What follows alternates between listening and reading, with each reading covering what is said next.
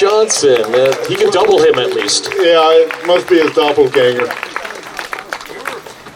I was back there standing like that before, like that, and everybody said, "Oh no, they got plenty of people. We're all loaded up, everything like that." And Just enjoying the entertainment. Hi, Greg. So, but I'm back now. So sorry. I'm glad you didn't leave. Hey, it's not ever too far. It's only one end of Buffalo to the other. So. That's right. Yeah, that's about 50 feet. Yeah. Hi. Hi. How are you this morning? I'm good. How are you? I'm wonderful. But I'll get better. We got all these tourists in town. Like that. You think? We're figuring about between 10 and 15,000 folks came out here for this. I'd say at least that. Yeah. Who went to the street dance last night? Half of it. Yeah. Who survived? Well, you obviously you're here, survived. so, Yeah. Chances are Who good. do you know who didn't survive the street dance last Either night? that or there were a lot of bodies that were left back here. I have to say that the cast is never late on set because we would never get the show done, but I think that most of them are still at the hospital for being crushed to death last night by the crowds around them. So as soon as they're checked out healthy, I'm sure we'll see a few of them up here. Now, Craig, there are actually a few people who hadn't read the books. I've admonished them. Yeah, we've kicked them out, so don't worry. All right. And told them to go down to the Longmire store and get the cold dish. We're available a lot of places, yeah. Yeah. So. Now, your books have been translated into how many languages? About a dozen languages now. Is that all? Yeah, well, maybe a little more than that. I don't know. Every once in a while, I forget a couple of languages, like it, and it's hard to keep track, because it's things like Czech and Turkish and Egyptian, and so every once in a while I'll forget, a couple of those. The big ones I usually remember. I can usually remember, Chinese, Spanish, French, German, those like that. I can kind of keep track of, but some of the other ones kind of slip by me every once in a while. When you talk to people who've read the translations, does it translate well into some of those languages? Well, your characterizations. That's kind of one of the key elements there. It's according to the translation. If you get a good translation, you get a good book. If you get a bad translation, you get a bad book. And what I've noticed is that whenever a translator gets in touch with me from a foreign country and really wants to know more, and really know the details of Wyoming and Absaroka County and the characters and all that kind of stuff. Obviously, it tends to be a lot better translation, like that, and then it becomes a much better book, and then it sells a lot better in foreign countries. The best one so far has been my French translator, Sophie Eslanides, and she came over and actually stayed with us for about 5 weeks one summer, just to soak up, and get a feel for everything, and hence the books are on the bestsellers list in France pretty much every year, which is really kind of nice. Craig makes a regular trip to France every year. My street cred started going way up at the ranch when I started taking the wife to France twice a year. Those trips to Cheyenne and Gillette just weren't doing it. I don't know. They just, how are you going to keep them down on the farm once they've seen Glendo? The Glendo Public Library, both books. Both of them happen to be Craig's. All right.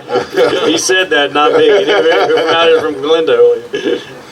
We've got some towns here in Wyoming that are so small that they have to rent themselves out. It is just a series of small towns connected by one long main street. Mm-hmm. It's been said numerous times. It has. I have to agree. Yeah. And Craig travels all over the state doing book signings. He also travels all over the country doing book signings. How many of you have met Craig at book signings elsewhere? Yeah. Cool. I'm doing my job. Yeah. Partially. How many of you would like to meet Craig at a book signing in your town? How can you possibly be somewhere I wasn't? Is what I want to know at this point in time. Now, you've been doing this now. This is your 13th book coming out. Mm-hmm. It'll be out September 5th. It's called Western Star. Mm-hmm. And I've been talking with Craig for about a dozen years, doing interviews with him about his books. And I've had that extreme honor and pleasure. And you've been talking about the Western Star and the idea behind it for at least 2 years that I can remember, maybe longer. Oh, yeah. The ideas for the books have to come out about a couple of years before I start working on them, because I do a solid year of just research reading for each book, and then a solid year of writing before the book ever comes out. So at least 2 years before I have to have it pretty much nailed down. So you're working out about 2, 3 books Yeah, 2 right years, now. pretty much. Yeah, and then sometimes the research gets carried away, and I'll start so researching books that are too far in advance, and trying to make sure that they don't sneak into the book that I'm writing now. That's going to be hard. It is. To maintain it's tough. that narrow it's tough. focus. Well, you find curious things that you want to utilize. I mean, one of the books that I'm reading right now is actually a biography of Ambrose Bierce called "Alone in Bad Company," and okay.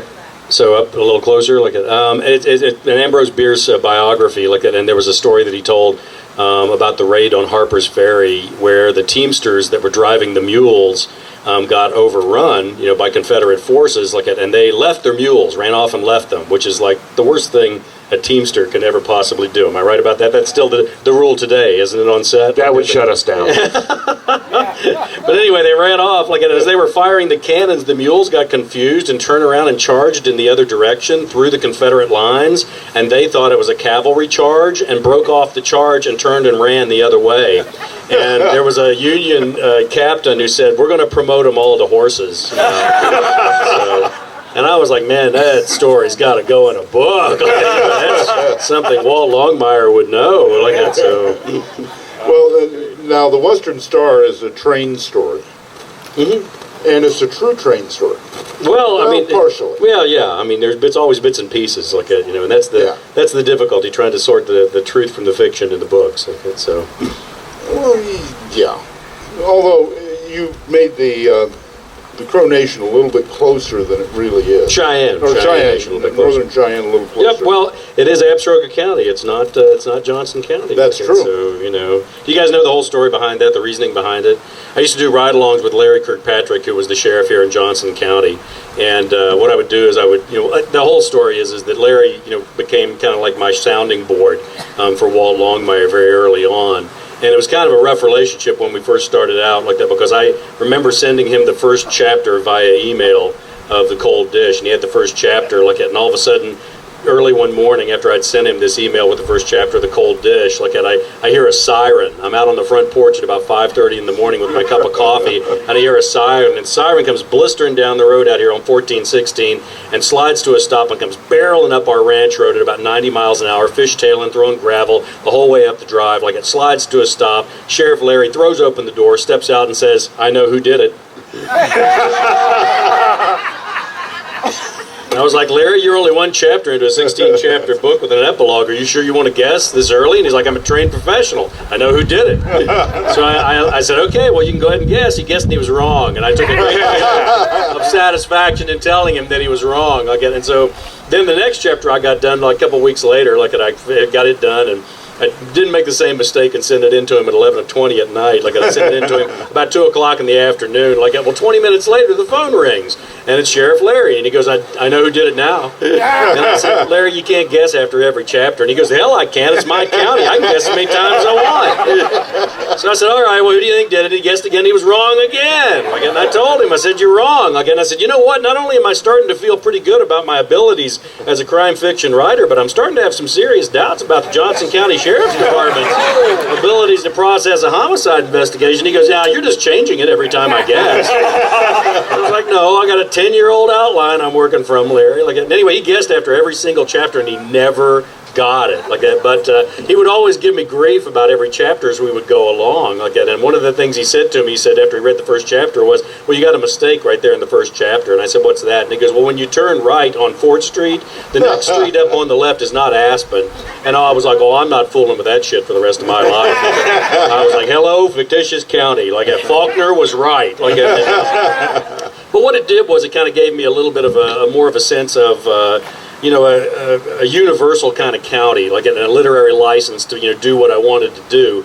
And Mark's absolutely right. One of the big issues there was I wanted to kind of swing the county up more towards the state border, with Montana, so that I could get more interaction, with the Northern Cheyenne and the Crow, which I thought was essential to the entire series of the books. And I think that, the television show took that idea maybe even and went even further with it, with that development of the conflicts, and what's going on between the two cultures and societies. There, on the set, there are maps of Wyoming on the wall, and one of them includes the fictional town of Durant, and it's you know, and people coming to the set will ask me, you know, where is the town really? And it's like, well, it's kind of here, but maybe it's here. It depends on which script we're looking at. Those are beautiful maps too. I got to tell you that, like, and Judy made fun of me like that because whenever we were down there during the filming of the pilot, you know, we walked in, and I wasn't that weirded out by the actors. That was, you know, kind of, you know, it was interesting, but I wasn't weirded out by. What weirded me out was like walking into the sheriff's office, walking into Walt's house, you know, walking the sets were what really kind of blew me away, because it was kind of like walking into your own imagination in many ways. Like, and I remember those maps were just absolutely amazing. What is this stuff? Don't talk bad about the rain.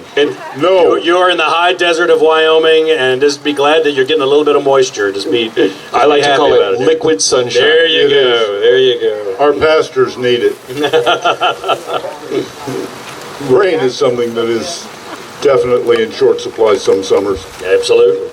Yeah, as you've written these books, Craig, you're getting ready to see number 13 come out onto the... How is your attitude toward the characters in your books, Walt and the others, Henry Standing Bear and Vic Moretti, and how has that changed? How has that modified over time? It really hasn't. You know, I mean, to be honest, I mean, as marvelous and as impacting and powerful as the TV show is, I was writing the books like about 7 or 8 years before the television show came along. And you guys that have heard me speak before know that, you know, one of my absolute favorite quotes is the one from Wallace Stegner on Teaching and Writing Fiction, where he says the greatest piece of fiction ever written is the disclaimer at the beginning of every book that says nobody in this book is based off of anybody alive or dead. You know, what a crock that is. I mean, that's your job, to go find interesting people and put them in your books, you know. And I always warn everybody at these events. I always say, you know, if you sit and talk with me for more than 30 seconds, you're taking your literary life in your hands. But yeah, for me, like, that's always been an important part of it. But I mean, I can just about go through and give you a correlation on every single character that's in my books and tell you who the real person that's opposite them and where they came from. Like, the one that I always tell the most is the one about my when I sent my mother and father the first manuscript of The Cold Dish, my first book, and my mother answered the phone, and I said, Mom, have you guys had a chance to read that manuscript? And she said, yeah, I'm about halfway through. It's so good. I mean, she's my mom. What's she going to say, right? And so I said, has Dad written any of the manuscript? Because my brother and I had spoken before that, and he had told me, he said, you're in a lot of trouble. And I said, why is that? And he goes, Craig, the old sheriff that Walt goes and plays chess with on Tuesday nights on the Home for Assisted Living, that's our dad. And I was like, crap, I thought I hid that really well. Like, he goes, no, he looks like Dad, he acts like Dad, he talks like Dad. The only thing you did was cut off one of his legs, and I don't think that's going to fool Dad. So I said, I got to go. And that's when I called my mother, talked to her, and I said, has Dad read any of the manuscript yet? And she goes, oh, yeah, he's about 2/3 of the way through. And I was like, he's definitely read the Lucian part. So I'm trying to think, you know, how I'm going to respond to this and how I'm going to, you know, ask this next question. And that was when my mother came back on the phone and said, honey, your father thinks he's Walt Longmire. Now, those of you who've read the books and seen the television show know how far apart those two characters are, right? Yeah. Well, you know, I was trying to think what I'm going to say next. Like, my mother came back on the phone and she goes, let's not disabuse him of that thought. So my father went to his grave pretty sure that he was Walt Longmire. But it was nice because I got an email from a guy from Canada after I told him that story, and he said, you know what, we all think we're Walt Longmire, so don't worry about it. If not think, wish. Yep. Yeah, one of the things, and as a matter of fact, Brian addressed this a little bit, in my mind, I picture Walt Longmire in the books, 12 of the 13, since I haven't read the Western Star yet. 12 of the 13 books, I figure that Walt is about my height and my weight, since Henry keeps trying to work off some of the excess on Walt. And Henry is a big guy. A linebacker type big guy. Yep. Rob Taylor's not a big guy. And well, no, I mean, the difference. The difference between the two, actually, I think what you'll find is, and you can correct me if I'm wrong about this, like that, but as a general rule, certainly Robert and Lou both are like actually pretty good sized guys as far as Hollywood is concerned, you know, because an awful lot of actors in Hollywood tend to be, you know, smaller guys. I mean, I remember the uproar whenever what's his name got cast as Jack Reacher in the Reacher films. Yeah, you know, and I mean, you know, but what the deal was is he had bought the rights to the books, and so sorry, but you dance with the one that brought you, you know, like, and so. I think Rob's about 6'3", like that. Lou's like 6 even, something like that. Really? And in the books though, like that. I mean, I knew I was going to do really terrible things to these guys, and so I thought they had to be durable. You know, they're going to have to really be durable like that. So in the books, Walt in the books is actually about 6'5" and weighs about 250 at his lowest. You know, and he was an offensive lineman at USC. Was a Marine investigator in Vietnam, like that. So he's like a refrigerator with a head, is what he is. He's a very large guy, yeah. And then Henry, on the other hand, is about 6'4", but he's in really great shape. You know, he's in really, really still good shape. You know, and so, but it was interesting like that to see, you know, what they could come up with. You know, and I thought when they came up with Robert, you know, Robert's like 6'3" and weighs about, I don't know, 230 or something like that. You know, but I thought that was pretty amazing that they could find somebody of Robert's size and stature to play the role. And like I said, Lou's like about 6 foot even, but I remember being at the Posada when we were filming the pilot episode, and I remember coming in, like, and Lou had gotten the role, like that, you know, and came right up to me as soon as I walked in the door and said, I love the books and all this, and we shook hands, and I said, God, you know, really great to meet you and everything. And he looked over and he looked at Robert standing over, you know, that next to the bar, and he goes, damn. Like that, and I thought, uh-oh, bad blood already? We haven't even started filming the pilot yet. Like that. And I said, what's the story there? And he goes, you know, he says, I'm 6 foot even, but everybody thinks I'm like 5'4" because they put me on the shortest horse in Young Guns because I was the tallest guy. And he really is. He's like 6 inches taller than all those other guys that are in Young Guns. Like, you know, but he's been, you know, besmirched by getting stuck with the short horse, like, you know, on Young Guns. So watch when you know, and when they did the photo stills, when you look at the photo stills from Young Guns, he's standing in a hole all the time, you know? It's like the opposite of Shane, you know? Or John Wayne. Yeah, well, but he's always standing in a hole, and the other guys are standing there like that. And but he looks over to Robert, and he says, everybody's going to think I'm short again. Like they're going to be standing next to him. So Lou described his first meeting with Marcus Red Thunder, who, of course, his character was based on, and is described in the books as a mountain of a man. Mm-hmm. Yep. And I think Lou, when he arrived here in Montana, in Wyoming, to go up to Montana to do a sweat, to learn more about his character from the Northern Cheyenne, was expecting visually somebody very different to walk up to him. But very quickly, has that dry sense of humor, that he is that character that Henry Standing Bear was based on. But I think that the physical difference of the real person versus who was in the books surprised him at first. Oh yeah, no, I mean, if there is one supernatural, almost unbelievable character in the books, it's Henry. Yeah. I mean, Henry is like, you know, such a stature that, you know, it's almost frightening like that, and I like that. I like that with that character. Like, he's I've met that guy. Like, so it's not like he's completely unbelievable. He's just not exactly like Marcus, like that, who's maybe a little bit shorter, maybe a little bit rounder, like that. But he does have the sense of humor, like he does have the incredible spirituality as far as the character is concerned. And it was just too much of an opportunity. I mean, that's the problem I run into, is because I tend to use people from Wyoming in my books all the time. Like, well, you got to remember that Wyoming only has 500,000 people in it. So if I use somebody from Gillette and I'm down in Rock Springs doing a library event, you know, and somebody comes up to me and says, is that so-and-so from Gillette that's in your third book? I have to say I can neither confirm or deny that maybe the person who just mentioned. And it's even worse up on the Northern Cheyenne Reservation, you know, because there are only 5,000 enrolled members in the Northern Cheyenne tribe.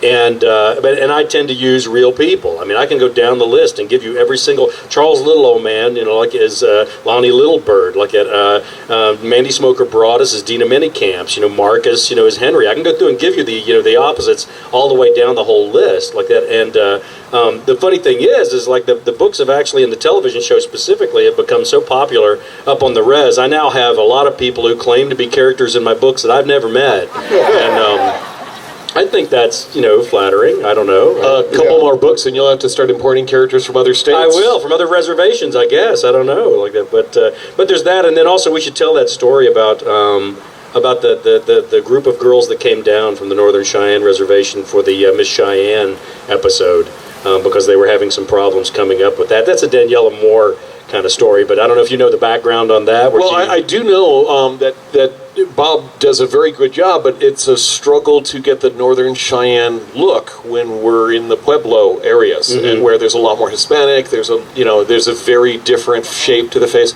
I think we've accomplished that as well as we could, given the limitation of where we are. Oh, yeah. But in terms of the Miss Cheyenne contest, which I was lucky enough to work on that episode, that we imported some of the best. Now, we were fortunate, actually, because in Albuquerque, they were doing a national powwow that they do that is the biggest in the country. And we thought that would actually limit our access to the people we needed. In fact, it enhanced that. But Marcus was a huge help in putting together a lot of the people that are winners, the princesses, the people that are the most experienced. And so even though we can't afford to do what you would see at a real powwow, we did our best with the limit of the people and the money that we had. And it was one of the most spectacular visual episodes. Well, and the funny part about it is like I get a phone call from Daniela Moore, like at the costume designer, and she says, "Craig, do you have photographs of like the outfits that the Crow and Cheyenne women wear in the fancy dance costumes and all this in those competitions?" And I was like, "Oh yeah, we got them from Crow Fair. We've got them from the Northern Cheyenne powwow, all of those. So yeah, I'll send you photographs." We sent her like 300 photographs or something like this. And she wrote back 20 minutes later and says, "How long does it take to make one of those outfits?" Because, they're all fully beaded and fully fringed and, fully everything done. And that was after we had administered CPR to her. Yes, yeah. And I said, "It takes a family about 7 months to make one of those outfits." And she goes, "I've got to have 7 of those outfits, and I have 2 weeks." And I was like, "You're in deep trouble, aren't you?" And so that's when they contacted Marcus, and saw about it. And what they did was they actually flew down like that. I guess there was a dance troupe like that from up on the Northern Cheyenne Reservation that they flew down like that and utilized all of their costumes. And everything. And the fact that we didn't win an Emmy for costumes on that particular episode means it's all rigged. Yeah, astonishing. And we actually imported some of the Southern Cheyenne as well from Oklahoma because they were there. And I think we only had about a dozen girls and did our best to make it look like a much bigger event than it was. But it looked great. On the day we were doing the event, I was just astonished. It was so beautiful, and especially late in the afternoon with the perfect light as we're doing the finale and the winner. We've got another event you'll see in 6th season in the 9th episode, which, by the way, Marcus, in his own talk yesterday, didn't admit that he's on camera in that in a rare appearance as well. He didn't want to brag on himself, so I'm going to do it here. Marcus is like he's like the Indian version of Where's Waldo. If you watch the pilot episode, you'll see Marcus about 7 different times looking over somebody's shoulder like that, being seen like it. So yeah, last year I think he called himself the 3rd Indian from the left or something. Exactly. Like that. I was going to get a T-shirt made up that had like a list of all the white guys who played Indians. Chuck Connors, Burt Lancaster, Sal Mineo, and then insert Marcus Red Thunder somewhere in the list. Wow. How many of you have caught mistakes in the episodes? What was it? Maybe I just missed it, but I couldn't figure out how Walt was able to call Ruby when he was on the side of the road, and how he could call Ruby, but he couldn't call Donna. When Donna said, "Well, why didn't you just why have your secretary call?" Are you married? Yeah. Are you married? I am not. You're not? Well, then you should know. No, I can answer that, how Walt can make calls to people. He has Ruby patch him in over the police radio. So essentially from the radio, he's calling to the station, and they're connecting him to a phone line in that fashion. He didn't have a radio because it wasn't first. It was a civilian car that he was in, not first. So he didn't have a radio to even make a phone call to even dispatch. We have also had many scenes where he has borrowed a random passerby's phone. I specifically remember one near the casino where we just show a lady impatiently waiting while he's talking on the phone, and at the end he hands it back to her because we know that Walt doesn't use a cell phone. In fact, it's a great moment from the end of the pilot when he says, "Well, I could call 911, but I don't have a phone." But the kind of things I was thinking about is when you see the camera crew and the reflection of the car door as it opens, if you look very carefully, we try to avoid that stuff, but every once in a while something gets through. I know we've had an episode or two where outside through a window you can see our video village with the director sitting behind it and stuff like that. Yeah, what'd you see?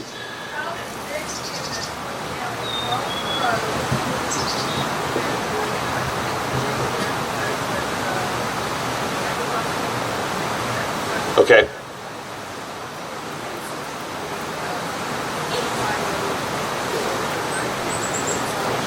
Okay.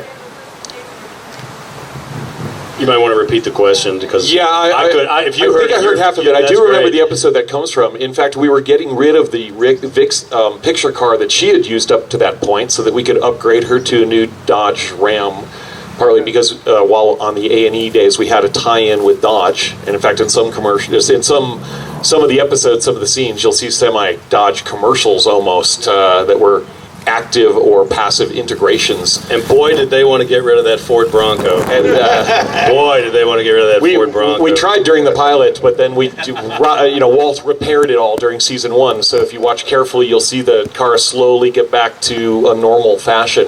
We had 3 of those Broncos, and Rob himself drove one around town that did not have the insignia on it. Yes. And well, you didn't have a new one. yeah, apparently he didn't want to be recognized, so he drove his Ford Bronco around. But in terms of I think you're just talking about the placement of the car during that car crash.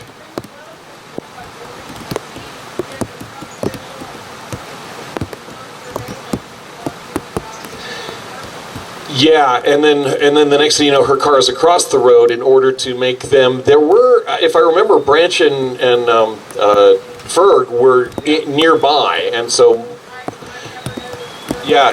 Okay, Randy might have the answer to this. Come on up here. So a couple days before we did that crash, they came to me and they said, we need to crash Katie's Tahoe. And I said, okay, when? They said Friday. Plenty of time. I said, but it's Wednesday. And so they said, well, yeah, so we want to T-bone it with another truck, a pickup truck, but not a Dodge. Can't be a Dodge. Can't hurt the tie-in. So I said, well, when do I get Katie's truck? And they said, well, it'll be at your shop this afternoon. So the Tahoe pulls up to the shop, and they said, so we're going to T-bone it. And I said, well, do you want the pickup truck to hang onto the Tahoe? They said, we want the Tahoe to flip on its side.